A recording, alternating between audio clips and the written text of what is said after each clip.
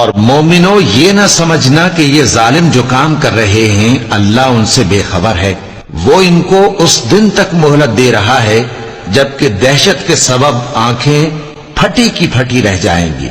اور لوگ سر اٹھائے ہوئے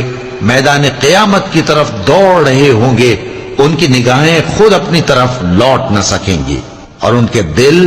مارے خوف کے ہوا ہو رہے ہوں گے، اور لوگوں کو اس دن سے آگاہ کر دو جب ان پر عذاب آ جائے گا۔ تب ظالم لوگ کہیں گے کہ اے ہمارے پروردگار،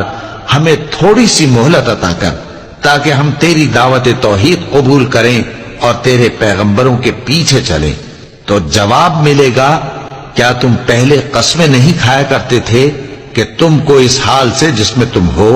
زوال نہیں ہوگا؟